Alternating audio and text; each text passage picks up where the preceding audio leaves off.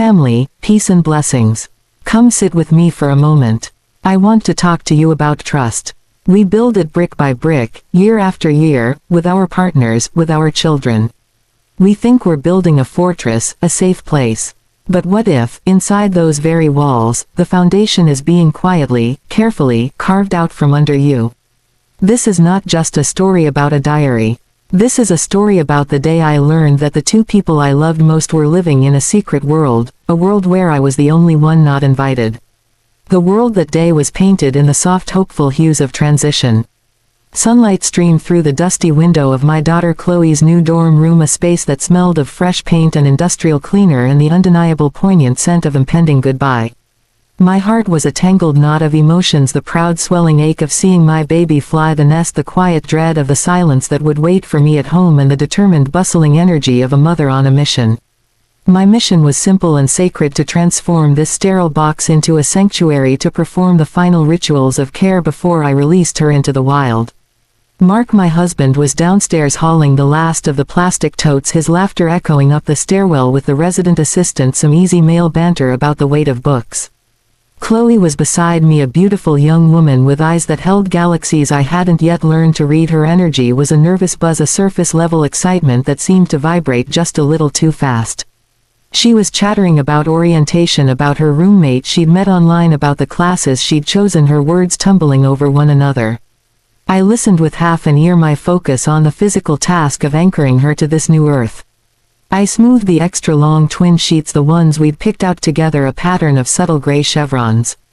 I fluffed the pillows and placed the stuffed elephant from her childhood, a threadbare witness to 1,000 bedtime stories, on the shelf where she could see it from her bed.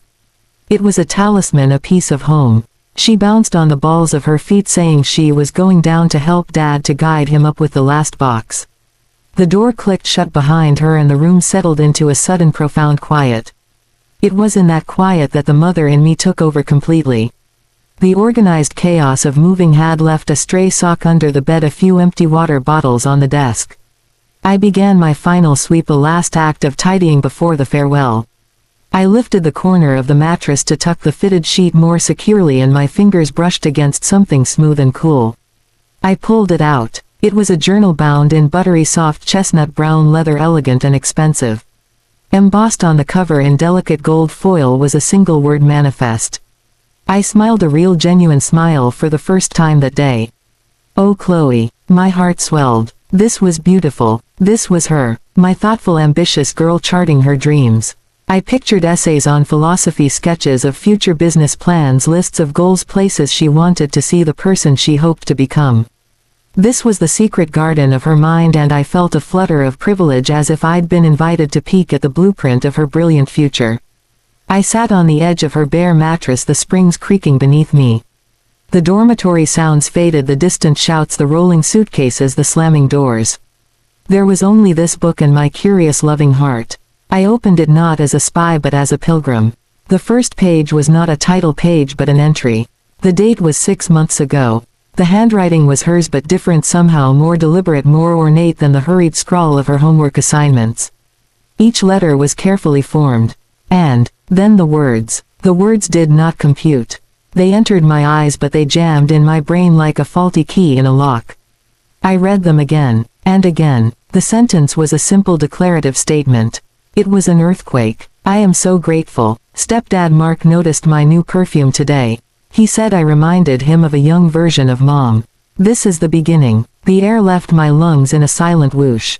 The sounds of the world did not just fade, they ceased to exist. There was a high-pitched ringing in my ears, a vacuum of noise where once there had been life. My eyes were pinned to that page. The cheerful sunlight through the window now felt harsh, interrogating. The scent of fresh paint turned chemical and suffocating. Young version of Mom. The beginning. Of what? What beginning? My mind, a panicked animal, scrambled for footing. It was a compliment. A harmless, awkward compliment from a stepfather to a blossoming young woman. She was reading into it. She was flattered. She was documenting a nice moment. But the language was all wrong. I am so grateful. You are grateful for a kindness, for a gift, for good health. You are not grateful for a man noticing your perfume. A man who is your stepfather. A man who is my husband. And the finality of it. This is the beginning. Not, it was nice. Not, I felt seen. This is the beginning. A pronouncement. A prophecy. My fingers were numb. I turned the page. The next entry was a week later. It was a list titled, Affirmations. They were not about academic success or personal growth. They were mantras written in a looping confident hand. I am magnetic to mature masculine energy. I am deserving of a love that is established and secure. The man I desire desires me completely. My stomach, a hard cold ball of lead, began to sink through my body.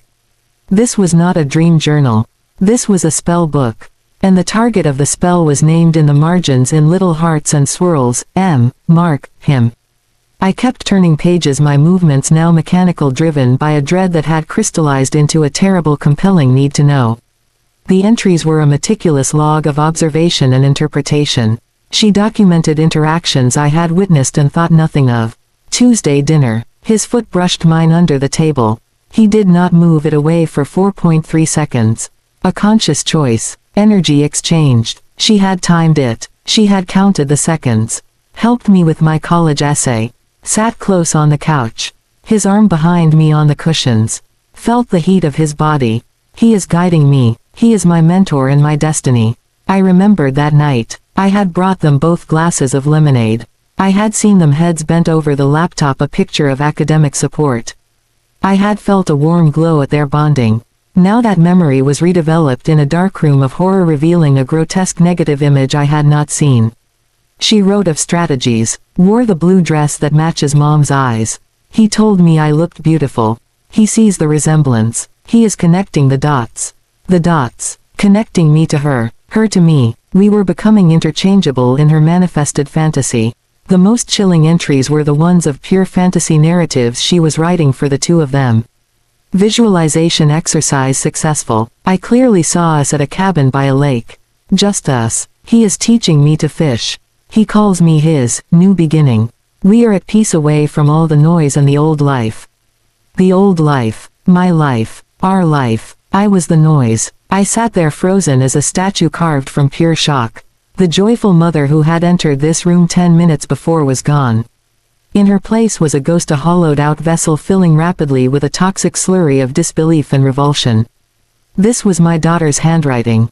These were her words. But the consciousness behind them was alien to me. This was not a childish crush scribbled in a diary with a lock and key. This was a systematic, conscious campaign. She was using the language of self-improvement, the trendy lexicon of manifestation, to cloak a deep and targeted obsession. She wasn't just hoping. She was architecting. She was using gratitude to sanctify her fixation and affirmations to program her reality, and visualizations to blueprint a future that explicitly erased me. The journal in my hands was no longer a book. It was evidence. It was a confession. It was a weapon that had just been used to bludgeon my past, my present, and my future all at once. Every memory of the last 6 months, every family dinner, every car ride, every group laugh began to twist and warp in the light of this new and terrible understanding. The foundation of my family, the story I told myself about who we were to each other, cracked with a soundless seismic roar. And below, in the cheerful chaos of move-in day, I could still faintly hear his voice. His laugh. The man who was her goal. The object of her gratitude. The subject of her affirmations. My husband. The ringing in my ears intensified. The sunlight was too bright. I carefully, almost reverently, closed the leather cover. The gold word manifest seemed to pulse with a malevolent light. I placed it back exactly where I had found it, under the mattress. My hands were steady. My face, I knew, was a mask of perfect calm. I had just learned a new and terrible language, and now I had to decide how to speak it. I had to go downstairs. I had to smile. I had to hug my daughter goodbye. I had to get in the car with my husband. I had to drive home. And I had to carry this knowledge, this poison, this earth-shattering secret inside me, while the world around me continued blissfully unaware that our family had already ended. It had ended in a quiet dorm room, not with a shout but with the turning of a page. The drive home was a journey through a silent, screaming tunnel. Mark chatted amiably, the radio playing some soft classic rock, his hand resting on the gear shift, then finding its familiar, comfortable place on my thigh. I did not flinch. I did not move. I was a statue carved from ice, my skin registering the weight and warmth of his touch as a clinical datum, a point of information. The pressure of his palm. The duration. 4.3 seconds. The thought slithered in unbidden, a grotesque parody of her meticulous records. I stared out the windshield at the blurring yellow lines on the highway, each one a stitch sewing me into a nightmare. My mind was not thinking, it was processing. It was a forensic machine downloading and cross-referencing 1,000 corrupted files. The journal's pink gel ink was now etched onto my retina, a ghost script overlaid on the passing world. I smiled when a response seemed required. I made a sound that could pass for a laugh. I was an actress giving the performance of a lifetime for an audience of one, while inside the real me was hunched in a dark room reading the evidence aloud under a single bare bulb. The house when we entered was a museum of our life together. It was a crime scene. Every object a potential clue. The couch where he had helped her with the essay. I saw the indentation on the cushion, the ghost of where she had sat feeling the heat of his body. The dining table where the foot had brushed hers for 4.3 seconds. The hallway mirror where she had practiced her looks, her smiles, the blue dress that matched my eyes. I moved through the rooms like a ghost, myself trailing my fingers over the surfaces of our shared history, now rendered suspect and sinister. Mark asked if I was okay, if I was sad about leaving Chloe. His voice was tender, laced with a concern that once would have felt like a blanket. Now it felt like a probe. Was this the mature masculine energy? Was this the established secure love she had written of? I told him I was just tired, the move had taken it out of me. It was the truth. I was exhausted to the bone, a soul-deep fatigue that no sleep could touch. Alone in our bedroom, the door closed, I finally let the mask crack. Not into tears but into a frantic silent action. I needed to see it again. I needed to confirm that the words were real, that I had not hallucinated them in a moment of bizarre parental anxiety. I had not taken the journal. Leaving it felt strategic, a decision made in that stunned moment to not alert her to my discovery. But I had my phone. And I had remembered the name. The brand embossed on the back cover. A simple internet search and there it was, for sale. A Manifestation and Abundance Journal. The product description was a waterfall of spiritual buzzwords. Crystallize your intentions. Partner with the universe to attract your deepest desires. A sacred tool for conscious creation. I scrolled through the sample images, the pristine pages with prompts. I am grateful for, today the universe showed me a sign, my affirmations for the love I deserve are, the language was identical to hers. She had not invented this lexicon. She had purchased it. She had bought into a system that promised you could think and write your way into any reality. The philosophy stripped of its shiny packaging was one of sheer entitled will. The universe is a personal concierge. And my daughter had filled out the order form with my husband's name. The next hours were a slow-motion avalanche of memory. It was no longer a passive remembering. It was an active excavation. I was an archaeologist of betrayal, digging through the recent past with a new and terrible tool. Each journal entry was a key that unlocked a vault of moments I had filed away as normal family life. The time she begged to join our date night. I never get to go to nice places. Let me be your third wheel, please. I'll just observe, I promise. I had found it sweet, her wanting to be with us. Mark had shrugged, said sure, the more the merrier. I saw it now. The way she had ordered a cocktail like mine. The way she had listened intently to his stories, her chin resting on her hands, her eyes wide. I had thought she was being a polite, engaging young woman. She was studying. She was data collecting. She was inserting herself into the frame of our romance. The long talks in the living room. I would be in the kitchen cleaning up after dinner and I would hear the low murmur of their voices, his occasional laugh. I would feel a flicker of something warm and content. He's bonding with her. He's being a good stepdad. Now the murmur became a sinister soundtrack. What were they talking about? Was he complaining about work, about me? Was she offering a sympathetic ear, a youthful perspective?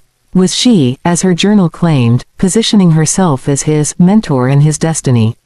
The blue dress. I remembered it. A birthday present from my sister. She had twirled in it, asking if it was too much. I told her she looked beautiful.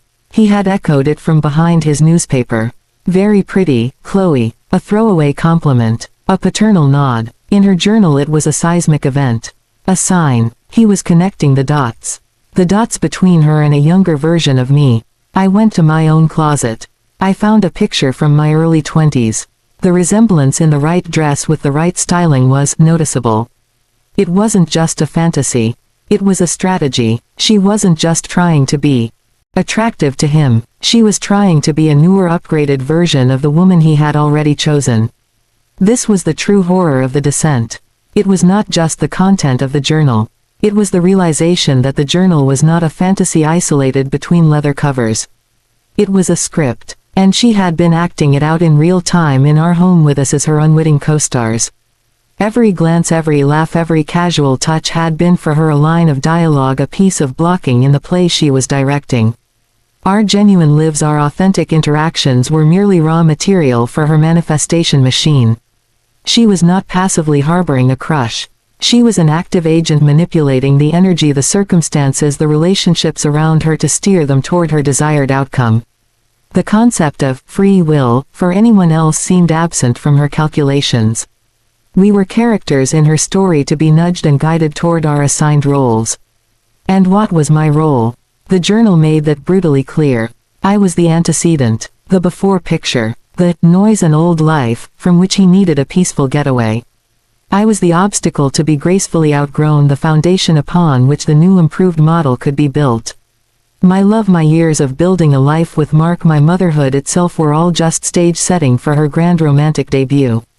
The anger came then, a clean hot flame that cut through the paralysis of shock. It was not the messy anger of a betrayed wife yet. That would come. This was the primal fury of a mother whose nest had been poisoned. I had raised her. I had loved her. I had welcomed her into my home and into the circle of my marriage's warmth. And she had seen that warmth not as a gift to share but as a fire to steal. She had taken the language of self-care and empowerment I had hopefully encouraged in her and weaponized it. She had twisted, knowing your worth, into a sense of terrifying entitlement that saw no boundary as sacred. I thought of the journal's gratitude lists. I am grateful for the subtle energy between us. I am grateful for the knowing looks.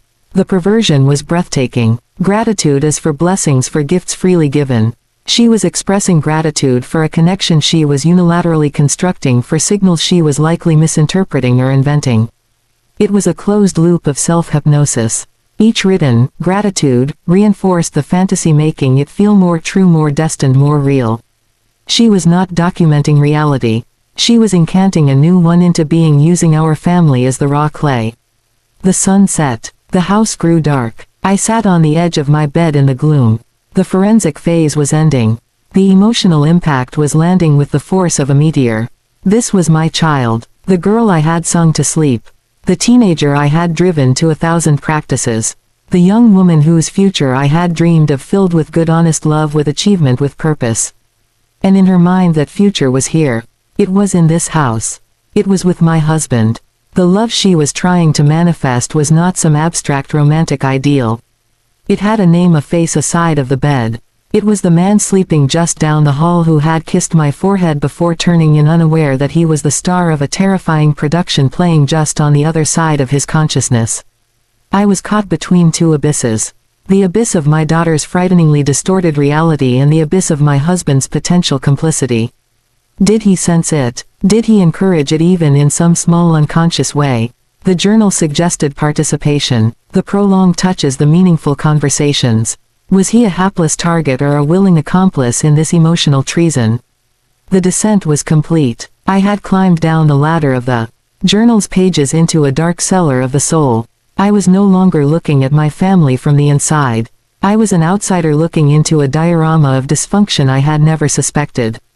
The script was written, the sets were built, the actors were in place. And I now had a choice. I could continue to perform my part in this twisted drama, or I could tear the whole set down. But to do that I had to speak. I had to bring the ghost script from the journal into the blinding light of day. And that would require a confrontation that promised to shatter every remaining piece of the world I thought I lived in.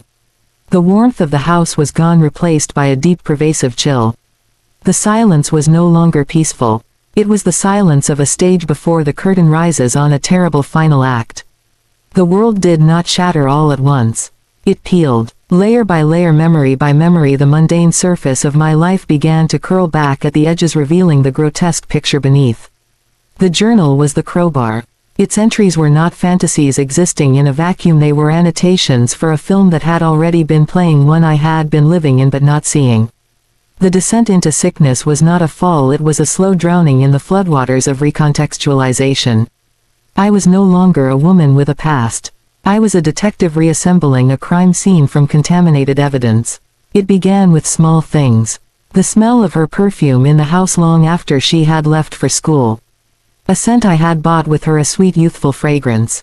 I remembered Mark once saying, "The house smells nice," as he passed through the living room.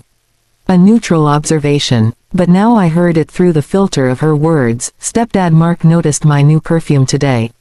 Had she begun wearing it more heavily on the days he worked from home? Had she made a point of walking past his office letting the scent trail behind her like bait? The simple fact of a smell in my home became a calculated tactic. Then the cooking. She had taken an interest in baking that final semester. She would make these elaborate desserts, flourless chocolate cake, macarons, things far beyond the usual teenage repertoire. She'd present them to us beaming with pride. "I wanted to try something sophisticated," she'd say. Mark of course would lavish her with praise. "This is incredible, Chloe. You could open a bakery." He'd have a second slice. I remembered feeling proud too. Now I saw the performance. She wasn't baking for a hobby. She was practicing a form of domestic seduction. She was offering a taste of a future where she was the nurturer, the provider of sweetness. She was feeding the fantasy literally. The macaron was not a macaron. It was a promise of a home where she was the one in the kitchen winning his praise. The physical space of our house morphed around me. The couch became a stage. I recalled countless evenings, the three of us watching a movie. The seating arrangement seemed innocent enough. Mark in his recliner, Chloe and I on the sofa. But I started to remember the shifts. How she would often get up for a blanket and instead of returning to her spot next to me she would curl up on the large ottoman near his chair, positioning herself within his orbit. How she would laugh a little too loudly at his jokes, how she would ask him questions about the plot of a film she understood perfectly well. Creating dialogue, creating connection. I had seen it as family bonding. Now I saw it as a gradual, careful relocation of her presence from the periphery of our marriage to its very center. The language she used with him began to echo in my mind with a new chilling resonance. She had started calling him Mark, dropping the stepdad prefix about a year ago. I thought it was a sign of maturity of their relationship evolving into a more adult friendship. But in the journal's context it was a deliberate erasure of the familial boundary. She was not relating to him as a father figure. She was relating to him as a man. She began to ask him for advice on topics she would never bring to me. About politics, about investments, about car maintenance. She was crafting a dynamic where he was her wise guide, her protector. She was fostering a dependency that excluded me. I remembered the glow on his face when she asked these questions. He enjoyed feeling needed, being the expert. Was that the mature masculine energy she was so deliberately attracting? She wasn't just flirting. She was architecting a role for him to step into. The most violent reconfigurations were of my own memories, moments I had treasured. Last Mother's Day, she had given me a beautiful scarf. She had given Mark a framed vintage map of his favorite hiking region. For our next adventure, she had said to him, I had thought it was a sweet nudge for us to plan a trip. Now I heard the possessive R. I saw the gift not as a prompt for us but as a placeholder for a future adventure she envisioned with him. The map was a symbol of a journey they would take without me. Her social media, which I rarely checked, became a grim archive. I scrolled back through months of her posts with new eyes. The quotes about destiny, about loving an older soul, about patience. The song lyrics she'd share always with a certain melancholic yearning. The photos. There were several of our family, but she had a habit of cropping or editing them in a way that subtly emphasized her and Mark. A picture from Thanksgiving, she had posted a close-up of just the two of them laughing at the dinner table, the rest of us blurred in the background. The caption, grateful for deep conversations and real laughter. I had liked the photo when she posted it. Now it looked like a wedding announcement. And then there were the absences. The times she would be out with friends but her location would ping at a restaurant I knew Mark had mentioned wanting to try. The Saturday she said she was studying at the library but her car was spotted at the garden center where he was buying mulch. Coincidences perhaps, but in the paranoid calculus of my new reality there were no coincidences. There were only manifestations. She was placing herself in his path, orchestrating chance encounters to deepen the sense of fated connection. She was building a shared world of small experiences from which I was absent. A shared joke about a bad movie, a mutual dislike of a political commentator, a favorite brand of coffee. These tiny strands of commonality were being woven into a rope strong enough, she believed, to pull him from one life into another. The sickness reached its peak when I considered my own body, my own presence. I looked in the mirror and saw not myself but the prototype. The young version he had allegedly referenced. I started noticing her mimicking my gestures, the way I tucked my hair behind my ear, the specific tilt of my head when I listened. She had been studying me not out of admiration but as research. She was reverse engineering the woman he had chosen to become her own improved model. My style, which had evolved comfortably into midlife practicality, was now being echoed in her choice of more classic, more mature pieces. She wasn't finding her own style. She was auditioning for mine. The ultimate chilling realization was that her entire demeanor around me had been part of the script. Her confidences about school, about friends, about her anxieties were not a daughter's trust. They were a strategic disarmament. They kept me close, kept me unsuspecting. She was the perfect daughter so that I would never see the rival.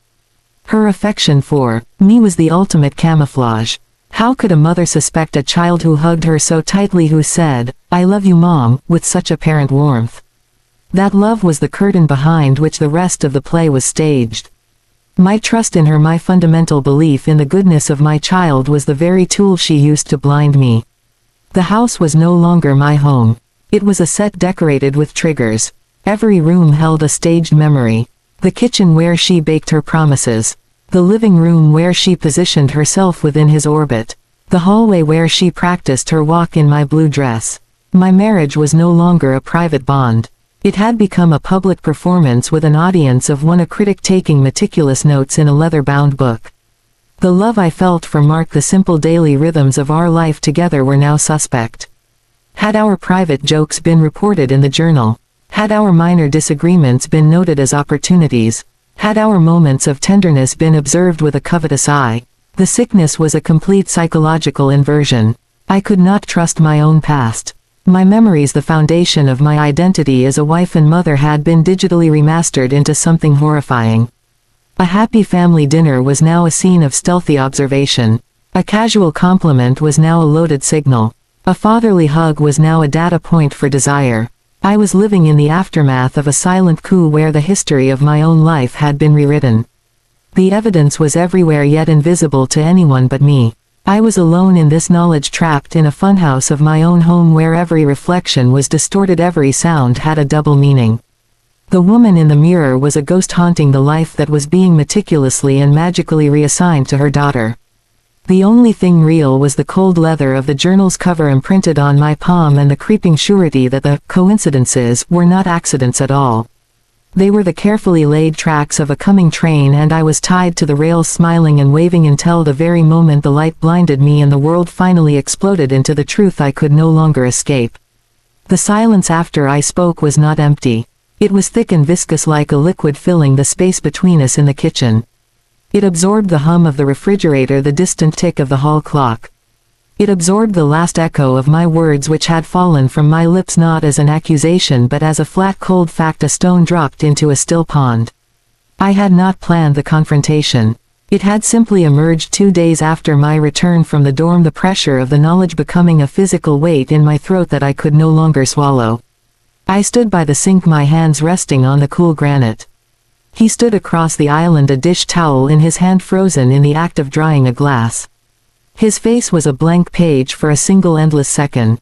Then the words registered. I saw the journey in his eyes, a lightning fast trip from confusion to comprehension to a sheer primal panic that bleached the color from his face. That panic was the first confirmation. A truly innocent man would have furrowed his brow, laughed it off, asked, "What on earth are you talking about?" But Mark did not. His eyes darted left and right as if looking for an exit or a script. His mouth opened, then closed. The glass clinked softly as he set it down too carefully on the counter. Her what? He finally managed. His voice was too high a note strangled. Her manifestation journal. I repeated the words, tasting their absurdity and their horror. The one where she writes down her intentions, her affirmations, her goals. You are her goal, Mark. I kept my voice in that same low register devoid of emotion. I was a newscaster reporting a catastrophe from a distant land. To feel the emotion would be to drown in it. He ran a hand over his mouth, his palm rasping against the stubble on his chin. The panic was morphing into something else, a desperate scrambling calculation. That's insane. That's just some silly self-help thing. She's a kid. She gets obsessed with stuff. He was trying to diminish it, to shove it back into a box labeled, silly girl things. But his eyes wouldn't meet mine. They were fixed on a knot in the wood of the island. It's not silly, I said. It's detailed. It's strategic. It's been going on for 6 months. She documents interactions. She times touches. I watched him flinch at the word, touches. She writes about the energy between you. She's grateful for your knowing looks. Now his head snapped up. Knowing looks. What knowing looks? There are no knowing looks. The denial was too forceful. It was the sound of a man protesting too much. The flush was rising from his neck up into his cheeks, a telltale stain of guilt. That's what I need you to tell me. I said. I need you to tell me what has been happening in my house. While I was making dinner, while I was folding laundry. What has been happening between you and my daughter? Nothing. The word exploded from him. Absolutely nothing has happened. My God, do you hear yourself? This is sick. You're making something sick out of nothing. He was shifting into offense, the classic refuge of the cornered. But the foundation was weak. The panic still flickered beneath the anger. I began to quote. My voice was a monotone recitation. He helped me with my college essay. Sat close on the couch. His arm behind me on the cushions. Felt the heat of his body. He is guiding me. He is my mentor and my destiny. I saw the blood drain from his face again. Recognition. Dread. That's a direct entry, Mark. Did you sit close on the couch? We were looking at a laptop. Of course we were close. I was helping her. The explanation was logical, but his delivery was frantic. Did you put your arm behind her? The couch has cushions. My arm was resting. For Christ's sake, Emily, you can't take a child's fantasy literally. She is not a child. The ice in my voice cracked for the first time. She is a young woman who has been writing a blueprint to take my husband. And you are in the blueprint. So I need to know. Are you an unwitting prop? Or are you a willing character? I took a step toward him. Did you notice her new perfume? Did you tell her she reminded you of a young version of me? His eyes went wide with a different kind of fear, the fear of a specific trap being sprung. He had walked into that one. He stammered. I might have. It was a compliment. It was an innocent compliment. She was wearing a dress like one you used to have, and I said she looked like you. That's all. It was a way to connect her to you. A young version of me. I pressed. That's just semantics. Emily, this is crazy. You're reading a diary and constructing a nightmare. She constructed it first. I said softly. I'm just reading the plans. And the plans include your participation, Mark. They include long talks in the living room. They include foot touches under the table that last 4.3 seconds. I leaned forward, my palms on the cool granite. So look at me and tell me you had no idea. Tell me you never felt the shift, never noticed the extra attention, never felt a single inappropriate flicker of anything. Tell me you were as blindsided as I am. This was the crucible. I forced my eyes to lock with his. I saw the storm raging in them, the shame, the fear, the desperate wish for this to not be happening. But I did not see the clean shock of true innocence. I saw a man rifling through his own memories, seeing them now in the same terrible new light I had been living in for days. He was remembering the couch, the conversations, the intensity of her gaze. He was realizing that what he had perhaps dismissed as harmless or even flattering had been logged and analyzed and weaponized. His shoulders slumped. The fight went out of him, replaced by a hollowed-out defeat. He looked down at his hands. I knew she had a little crush. The admission was a whisper. I thought it was, a phase, something that would pass. I thought ignoring it was the best thing. You knew. The words were not a question. They were a verdict. Not like that. He insisted, looking up again, his eyes pleading. Not this, journal voodoo, this manifesting nonsense. I just thought she was a kid looking for male attention. I tried to be kind but distant. I tried to steer conversations back to you. But you sat for the long talks. I stated. You accepted the baked goods. You gave the compliments. You provided the mature masculine energy. You fed it, Mark. Even if you didn't mean to, you fed the fantasy. You were the co-star in the movie she was directing in her head, and you didn't even know you were on set. The truth of this landed on him visibly. His face crumpled. It was the realization of his own passive complicity. He had not crossed a physical line, but he had lingered in a gray area of emotional intimacy that was fertile ground for her obsession. He had enjoyed the admiration. He had basked in the role of mentor. He had failed to erect a firm, unequivocal adult boundary because part of him perhaps liked the way it felt. That was the betrayal, that was the line crossed. Not a line of infidelity but a line of guardianship. He was supposed to be a parent, a protector. And he had allowed a dangerous dynamic to take root under our roof. He had been careless with her fragile psyche and with the sanctity of our home. It wasn't like that, he murmured, but the conviction was gone. I would never, she's like my daughter. Is she? I asked. The question hung in the thick air. Because in her journal she's not your daughter.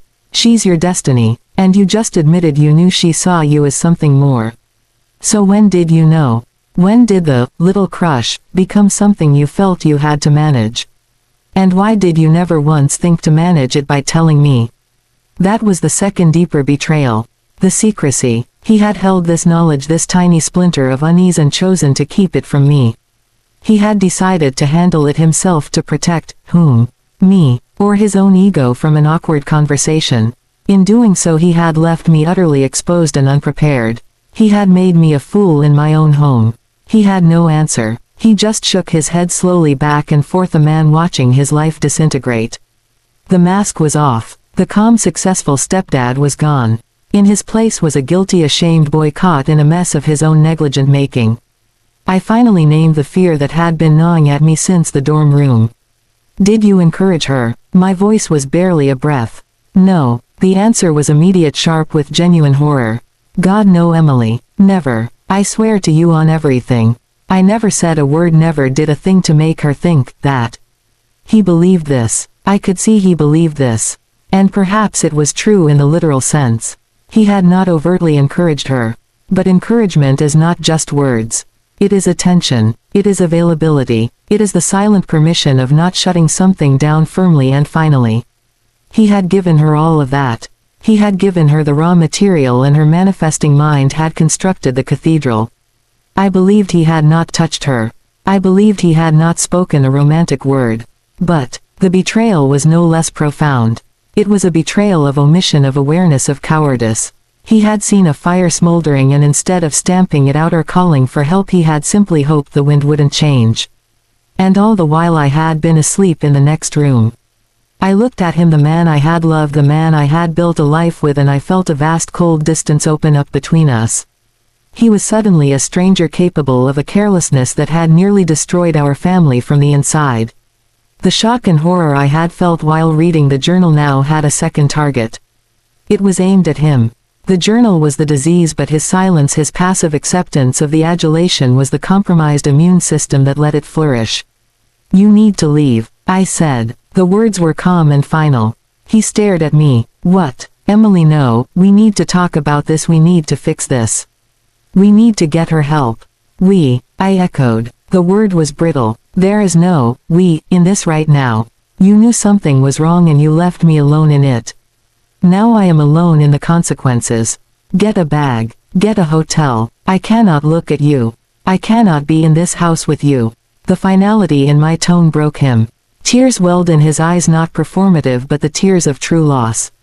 He saw his home, his marriage, his identity as a good man all slipping away because of a teenage girl's journal and his own catastrophic lack of judgment. He opened his mouth to plead again but saw the absolute stone in my face. He nodded once, a short, sharp movement of utter defeat. He turned and walked slowly out of the kitchen. I heard his footsteps on the stairs, heavy and slow. I stood at the island, my hands still pressed against the cold stone. The confrontation was over. I had my answer. He was not a villain in a black hat. He was something perhaps more tragic and more infuriating, a weak man. A man who liked feeling admired and who was too afraid of conflict to set a proper boundary. His betrayal was not of passion but of principle. The foundation of our marriage had not been shattered by an affair. It had been slowly eroded by his silence and my daughter's calculated fantasy. And now the structure was collapsing. I felt no catharsis, only a profound and lonely devastation. I had confronted the target and the target had confirmed the worst not of the plot but of his own character. The sickness now had a second source. And the cure felt further away than ever. The silence after he left was not peaceful. It was an auditory void filled with the high-pitched ringing of my own nerves. The house, a living thing, felt the shift. The walls seemed to lean in, holding their breath. The familiar creaks and sighs of the old building ceased, as if even the wood and plaster were stunned into stillness. I did not move from the kitchen island. My hands remained flat on the granite, the cold leaching up through my palms into my wrists, a welcome anesthetic. I stared at the spot where he had stood, at the ghost of his panic, his guilt, his defeat. The confrontation had been a surgery performed without anesthetic. I had cut open the festering wound of our family, and now the raw infected truth was exposed to the air. The shock that had protected me began to recede, and in its place a tidal wave of grief began to build, a pressure behind my eyes and in the very center of my chest. It was not a single grief. It was a layered, terrible thing. Grief for the daughter I thought I had raised. Grief for the marriage I thought was my sanctuary. Grief for the future that had vaporized in an instant. And beneath it all, a darker, colder grief for myself, for the woman who had been so thoroughly blindsided in the one place she was supposed to be safe. The phone rang. The sound was a physical jolt, a shriek in the cathedral. Silence. I looked at the screen. Chloe. The name glowed with a sickly light. The script in my head, the script of a lifetime of motherhood, screamed at me to answer. To hear her voice, to fall into the comforting ritual of, "How's your first week, baby?" But that script was ash. The person calling was not my baby. She was the architect of this ruin. I watched the phone ring. I listened to the generic trill, a sound that suddenly seemed menacing.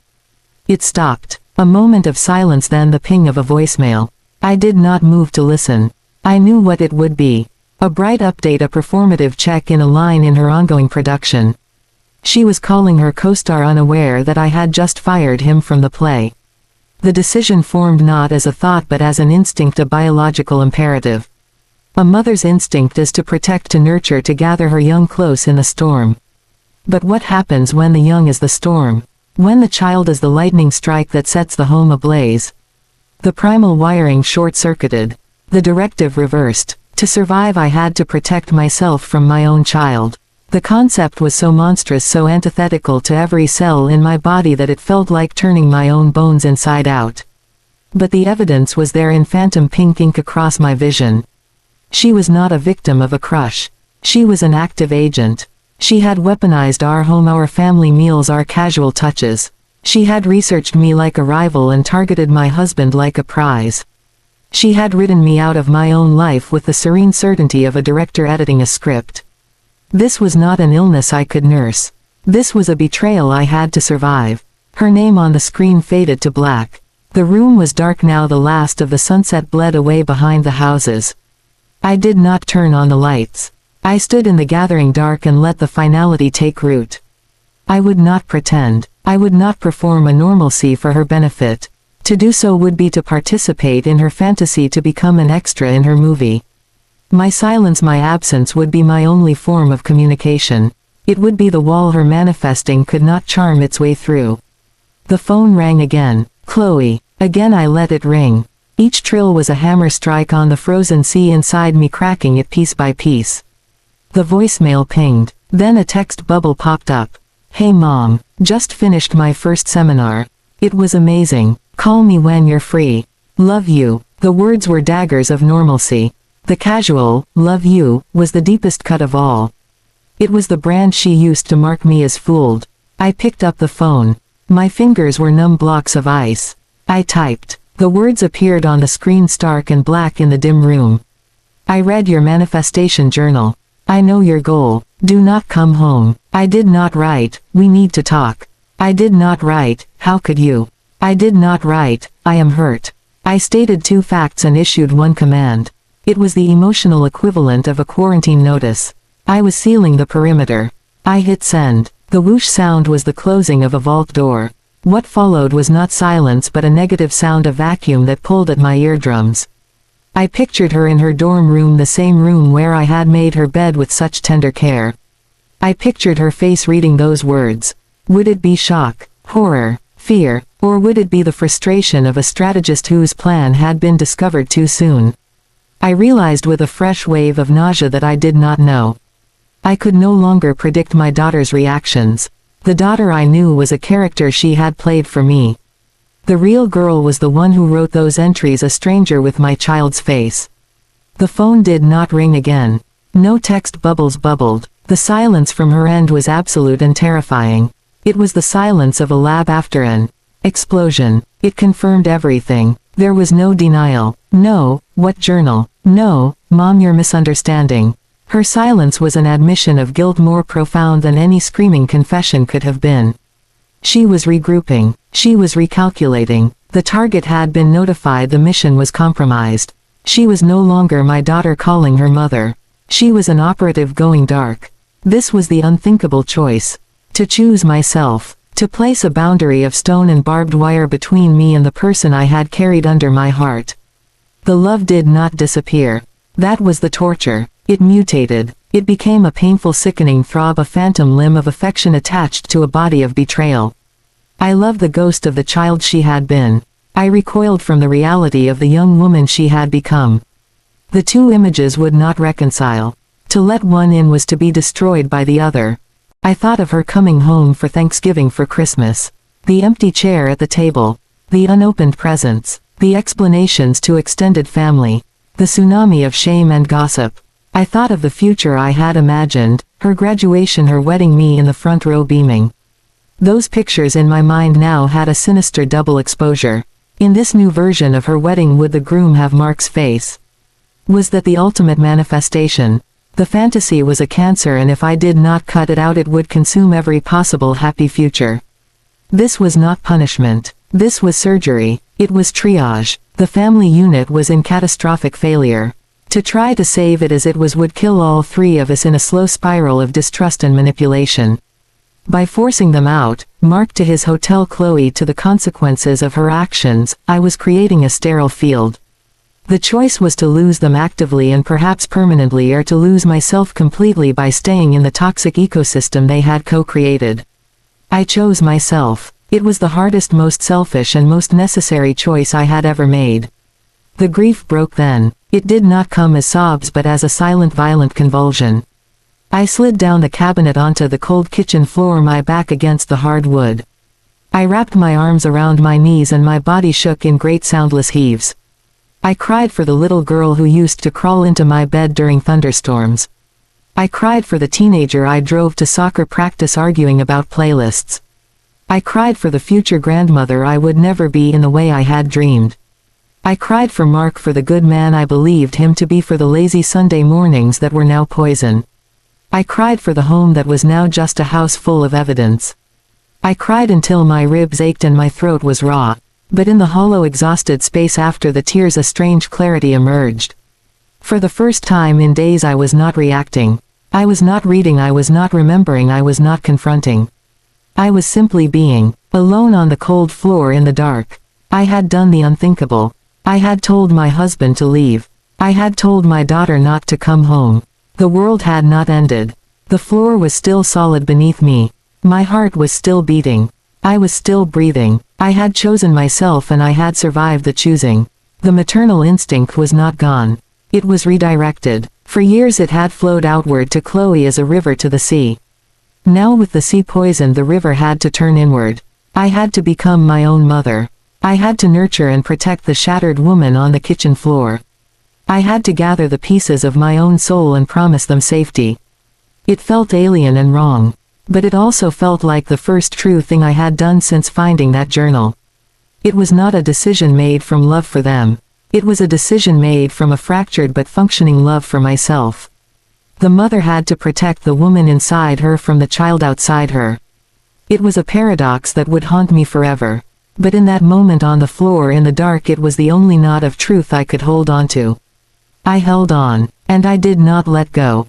A year is a strange measurement of time. It is not a clean line from wound to scar. It is a spiral, a slow dizzying ascent out of a dark pit with moments where you slip and land right back in the choking dust of memory. The first days after the messages were sent were a state of psychological siege. My phone was a silent weapon. I expected a barrage of texts from Chloe, explanations, denials, manipulations, or from Mark, please, justifications, promises. The silence was more unnerving. It was the silence of two people regrouping in their separate camps, reassessing the broken battlefield. I changed the locks. It was a physical act with profound symbolic weight. The click of the new deadbolt was a period at the end of a sentence. You are out. I am in. This is the new border. Mark called after 3 days. His voice on the voicemail was flat, stripped of its usual confidence. Emily, I'm staying at the extended stay on Route 9. I understand why you asked me to leave. I'm respecting that. I'm going to start looking for an apartment. I want to talk when you're ready. I'm so sorry for all of it. There were no flowers, no grand gestures. His apology was administrative, and that in its own way felt appropriate. The scale of the betrayal was too large for romance. It required lawyers and therapists and spreadsheets, not roses. Chloe's response came via email a week later. It was not sent to Mom, but to my full name. The tone was not of a chastened daughter but of a strategist shifting tactics. I have received your message. I am shocked you would violate my privacy like that. The journal was a private spiritual exercise. You have taken metaphors and affirmations and twisted them into something ugly. I am staying on campus for the foreseeable future. I will be in touch regarding my financial needs for next semester. I am in therapy to deal with the trauma of your rejection. It was a masterpiece of deflection. I was the villain, the intruder, the cause of her trauma. The goal mark was never mentioned. The entries were metaphors. It was gaslighting in perfect academic prose. I read it and felt a cold, clean fury. It confirmed everything. The girl who wrote that email was the same girl who wrote the journal, capable of reconstructing reality to suit her narrative. There was no remorse, only repositioning. I did not reply. Any response would be fuel. My silence was the one thing her manifesting could not co-opt. The divorce was quiet and procedural. We used a mediator. The discussions were about asset division, not about heartbreak. The heartbreak had already happened in the kitchen over a leather-bound book. This was just the legal footnote. He did not fight for the house. I think he couldn't bear to be in it. He took his savings, his car, his books. I kept the house and its haunting memories. Signing the papers felt like signing a death certificate for a marriage that had already ceased to breathe. There was no drama in the courtroom, only a profound shared sadness and a residue of shame on his side that he could not quite meet my eye through. My own therapy was not about saving a relationship. It was about salvage, about learning to distinguish between the daughter I loved and the manipulator she became. My therapist, a calm woman with kind eyes, called it holding two truths. The truth of the beautiful child I raised, and the truth of the dangerous young woman who emerged. You can love the first, she said, and protect yourself from the second. They occupy the same body, but they are not the same person to you anymore. It was the only framework that kept me from madness. I had to mourn the loss of the first while establishing strict boundaries against the second. I learned the hardest lesson of all: you cannot manifest a person. The entire philosophy is a beautiful lie. You can manifest action. You can manifest discipline. You can manifest a change in yourself. But another human being with their own free will, their own history, their own flawed heart is not a puppet to be attracted by the right frequency of gratitude. Chloe's journal was not a tool of creation. It was a tool of obsession. It was a feedback loop where her own desire echoed back at her, dressed up as cosmic confirmation. She mistook the universe's nudges for her own hunger. In trying to script a love story, she wrote a tragedy for all of us. The universe did not give her Mark. It showed her her own capacity for destructive entitlement. And it showed me the brutal limits of a mother's love. I saw Mark once by accident at the grocery store 6 months in. He was in the cereal aisle, looking thinner, older. We stood there holding our baskets like strangers who vaguely recognized each other from a long ago life. "How are you?" he asked. The question was immense. I'm upright, I said. It was the truest answer. He nodded. Chloe, she's still in therapy. She's angry, mostly at you. I know, I said. And I did. Her anger was her last defense against the shame of what she had done. I should have told you, he said, his eyes finally meeting mine, brimming with a regret so deep it had worn grooves in his face. The moment I felt anything off, I should have come to you. I was a coward. Yes, I agreed softly. There was no anger left to fuel the word. It was just a fact. But your cowardice and her manipulation, they don't excuse each other. They just explain the disaster. He looked down. Is there ever a path back to even being friends? I considered the man before me not the villain of the piece but the weak, careless co-star. Maybe, I said, but not here, not in the cereal aisle. And not yet. The trust isn't just broken. It was dissolved. I moved my basket slightly. Take care of yourself, Mark. I walked away. There was no lingering glance. It was a clean severance. He was part of the old life, the noise from which I was seeking peace. The house, I sold it. I couldn't bake in that kitchen where she had baked her seductive desserts. I couldn't relax on that couch where she had plotted her destiny. I moved to a small, bright apartment with no ghosts. It held only my things, my choices, my present. The past was in boxes in a storage unit I rarely visited. Chloe and I have a relationship now. It is a narrow, carefully negotiated bridge over a canyon of pain. It is cordial, distant. She is still in therapy. In our sparse emails and rare phone calls, she has never fully admitted to the calculated nature of her journal. She speaks of it as a fantasy spiral, a coping mechanism for insecurity. She apologizes for the hurt it caused, but not for the intent, not for the targeted campaign. It is a partial truth and I have learned to accept it. I cannot force a full confession. I can only control my own exposure to her. I send a birthday card. She sends a Mother's Day text. It is a faint echo of what was, but it is not a weapon. That is the progress. The lesson is this: you cannot control the hearts of others. You can only steward your own. The wild, dangerous hope of manifesting a specific person's love is a denial of their humanity. It turns them into an object, a prize. True love is a choice made freely by two people in the messy, unforgiving light of day, not a spell conjured in the secret pages of a book. My daughter tried to write a man into her arms, and instead she wrote her mother out of her heart and herself into a profound isolation.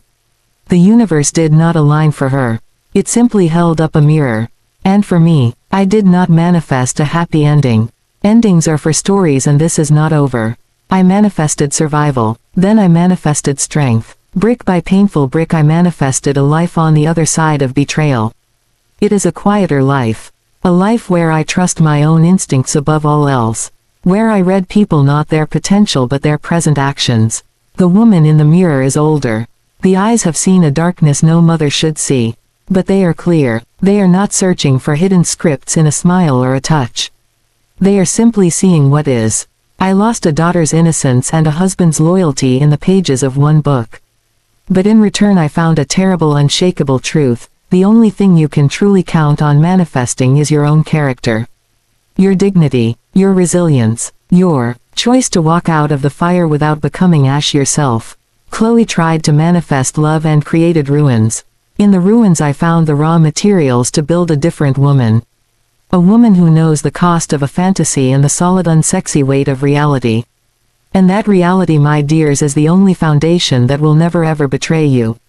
The journey broke me, but in the broken places the light finally got in. And I learned to breathe by that light alone. It is enough. It is more than enough. It is everything.